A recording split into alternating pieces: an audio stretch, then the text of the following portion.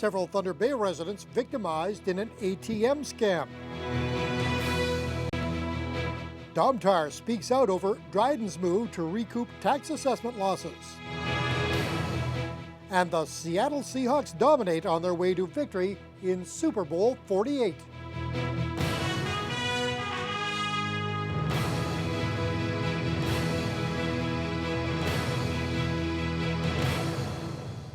Good evening and thank you for joining us. A house on the city's north side is completely destroyed following an afternoon fire. Fire crews were called to the 200 block.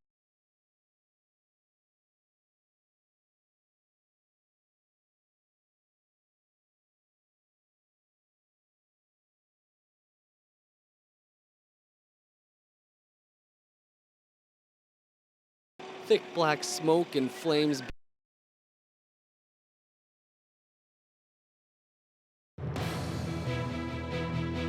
Several Thunder Bay residents victimized in an ATM scam. Domtar speaks out over Dryden's move to recoup tax assessment losses. And the Seattle Seahawks dominate on their way to victory in Super Bowl 48.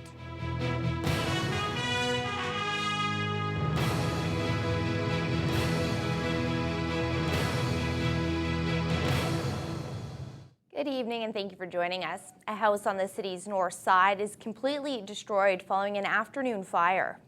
Fire crews were called to the 200 block of Fitzgerald Street just after 3 this afternoon. They arrived to find a 2-story home fully engulfed in flames. And as Dennis Ward reports, that fire escalated to the point that an aerial ladder had to be brought in to protect nearby properties. Thick black smoke and flames billowed from busted windows and portions of the roof. When the first 3 pumper trucks arrived on scene, the house was already fully involved. Fire crews entered the home at first, but had to back out when things continued to escalate. Diana Atkinson lives across the street and called 911 when she saw all the smoke outside of her window. I first noticed that there was black smoke going out on the side of the park. And as I saw the smoke, I called 911, and then I looked out the other side of our window and noticed that this home was in flames, just flames right away. Nobody was in the house at the time of the fire. It is believed to be vacant and under renovations.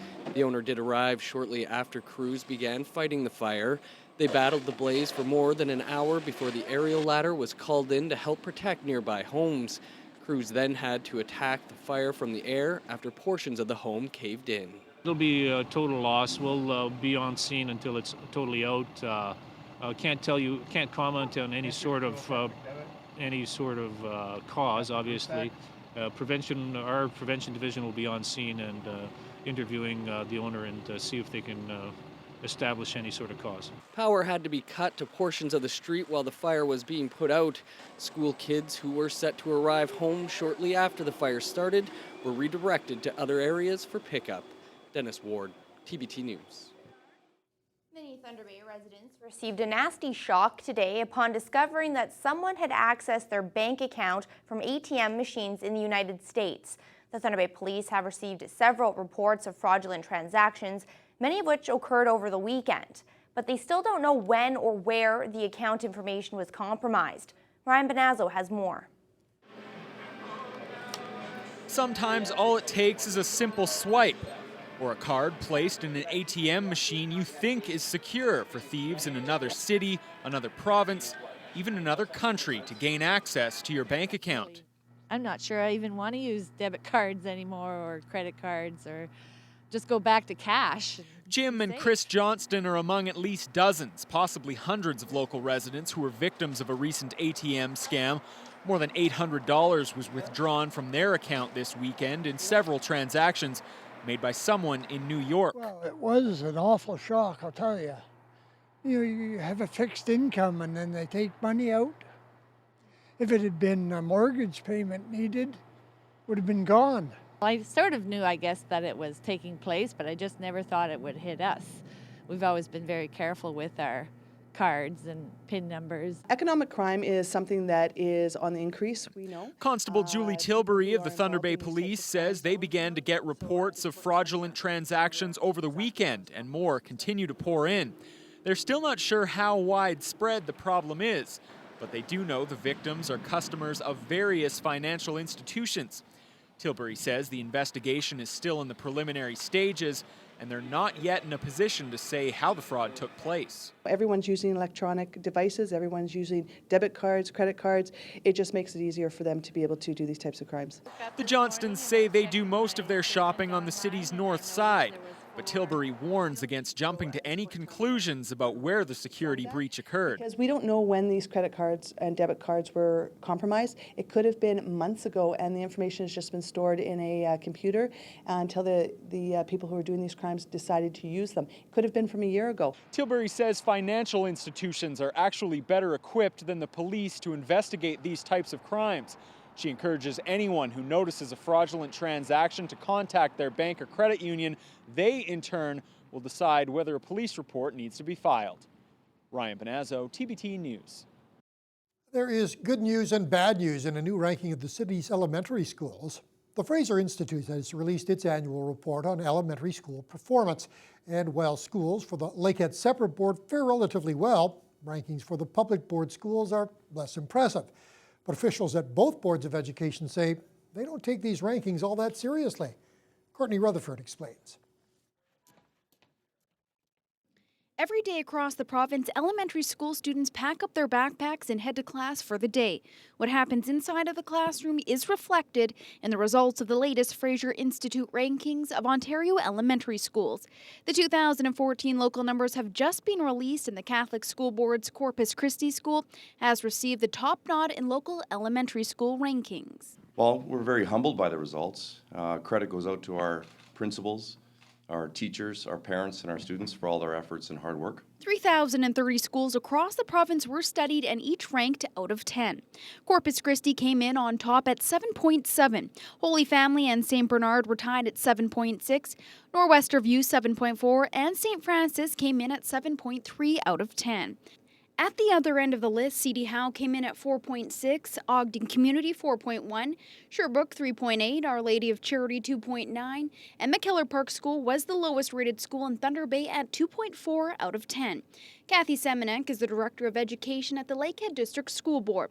Although one of her schools scored the lowest in the city, she says they don't always use these rankings to assess student achievement. Well, I think parents and students and staff are the best judge of what makes a good school, and that's what we rely on. So we do use EQAO results, but we also use other information, student surveys. This year we're doing parent surveys, classroom assessments, to ensure that we have the best programs and services for our students. Those same feelings are shared by the superintendent of the Catholic School Board. Omar Belial says although they are pleased with the results, their school board has other ways of determining how well things are working inside of the classroom. And we recognize the challenges. It's nice to see schools with challenges move up in these results, but also we fully understand the challenges that exist in a lot of our schools. And we look forward to those strategies through district reviews, student achievement meetings to help these schools. The report also included information about each school's makeup, including parental income, percentage of English as a second language students, and the percentage of special needs students. Courtney Rutherford, TBT News. The city's manager of tourism may have shot down the idea of hosting Terry Fox Memorabilia here, but Councillor Ken Boschkoff isn't giving up. He will bring the issue to City Hall tonight for Council to debate. As we've been reporting, the Fox family is looking for a place for more than 150,000 items they've collected. The memorabilia is currently sitting in a vault, and much of it has never been seen before. Boschkoff believes the Terry Fox Lookout is a perfect spot for what he calls priceless artifacts. But tourism manager Paul Pepe feels there isn't room to expand the building to host the collection. Boschkoff would like to see administration fast-track the issue and reach out to the Fox Foundation. He believes the city needs to explore the opportunity to its full potential. Tonight's meeting will be the first of 3 council meetings this week. Budget deliberations get underway tomorrow. A move by the City of Dryden to resolve its growing revenue problems has been met with a negative reaction. Friday, city officials there voted to increase their large industrial tax rate by 134%. The move impacts only the Domtar mill, which lost 70% of its value in a property reassessment last year. Domtar paid Dryden just $853,000 in taxes in 2013. Under the new tax rate for 2014, the city will collect more than it did before the reassessment, nearly $2 million. Domtar's regional public affairs manager, Bonnie Skeen, calls the tax levy a serious competitive disadvantage, pointing out the mill's value is based on having permanently closed 2/3 of its operations and having eliminated 600 jobs. Although Domtar typically meets quarterly with every community in which it does business, no meetings have taken place between the company and Dryden since last summer. The final chapter in the ill-fated Global Stick story will be written later this week. An auction is slated for next Tuesday, February 11th, in which all assets inside the manufacturing facility will be put on the sales block. Global Sticks opened with much fanfare in May of 2011.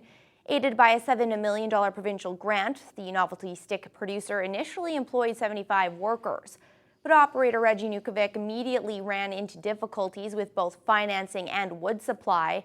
The company ceased operations completely in the spring of 2012 with outstanding debts of over $15 million. Efforts to sell the business failed to produce any interest. The auction is being conducted by Infinity Asset Solutions on behalf of the receiver, Grant Thornton. A taxpayer advocacy group says Ontario's debt has doubled under 10 years of Liberal rule. The Canadian Taxpayers Federation is urging the province to cut $13 billion in spending to balance the books this year. The group says it cost almost $11 billion this year just to pay the interest on Ontario's $272 billion debt. Suggested cuts include ending grants to businesses, doing away with full-day kindergarten, and dropping tuition discounts for college and university students.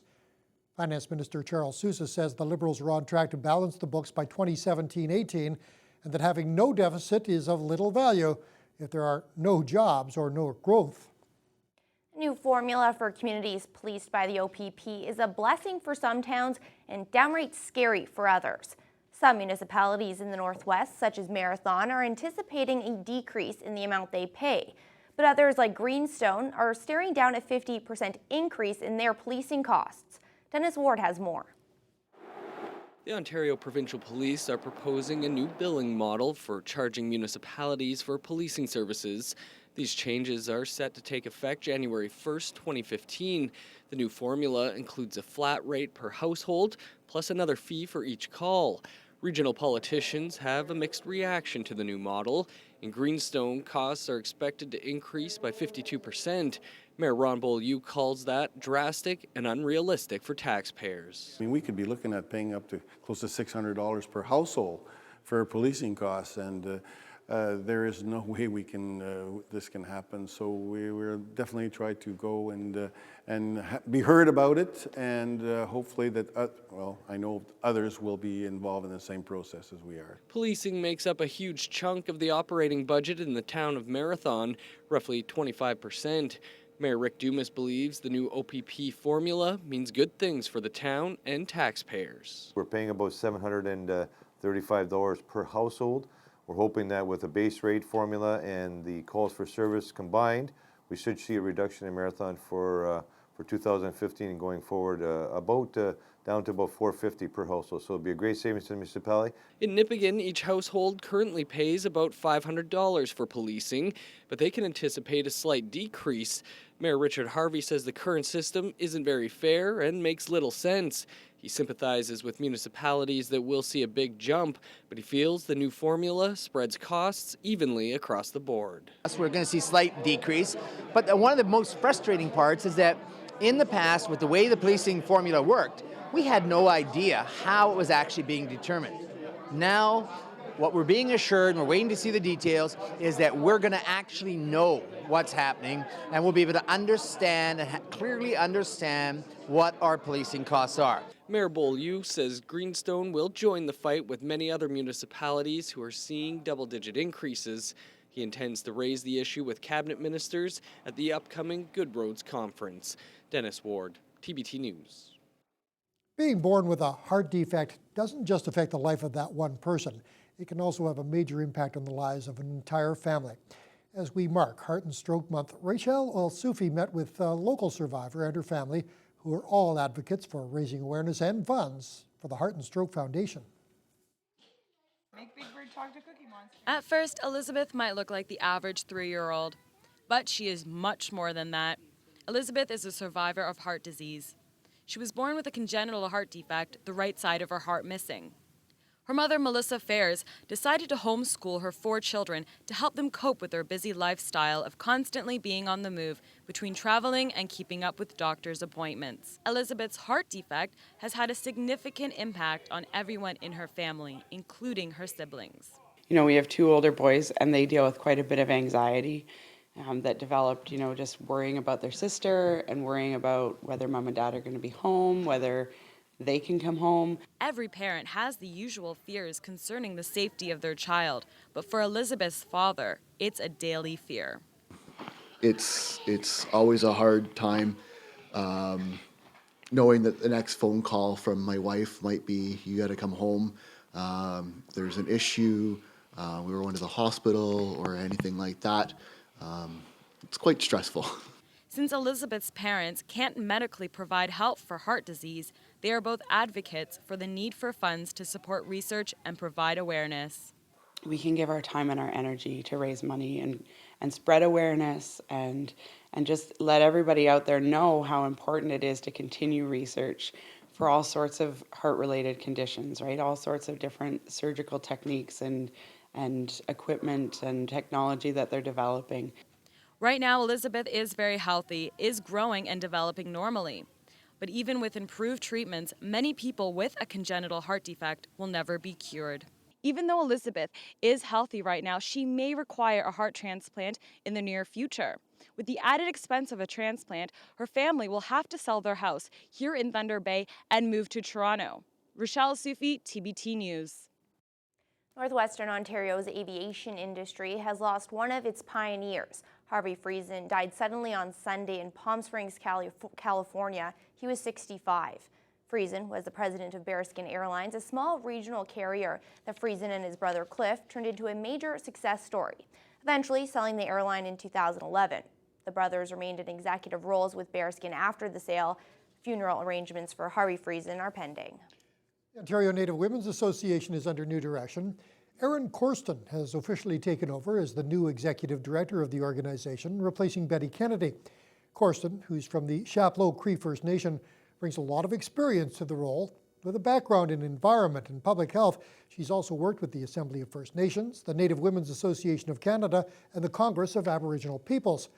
Corsten says Kennedy has done a good job of managing the issues and setting priorities for Onwa, and now it's her turn to fill those big shoes.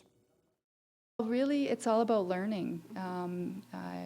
I've done a lot of hard thinking about the things that I do want to do long term, but I think at this point, and for the next couple of weeks or several weeks, it's a process of learning for me to kind of sit back and see what's working at the organization, what's not working, and where I can kind of fill the gaps and the needs for the organization itself, but also for the women in Ontario. Corsten also says that having the new Onwa office on the Fort William First Nation is important in increasing the association's presence. Over 300 participants took part in the Alzheimer's Society of Thunder Bay annual walk yesterday. For the past 20 years, local residents have put on their running shoes and hit them all in the name of a good cause. The Walk for Memories event takes participants through laps from the warm-up area in the promotions court, down through Memory Lane, and then back around through the food court. The goal this year is to raise $50,000, something the Society believes they can accomplish. So far, through online pledges, they have raised $23,000. The Alzheimer's Society say they appreciate the support from Thunder Bay, even on the cold day like yesterday. And the total amount raised at the end of the day was $39,000.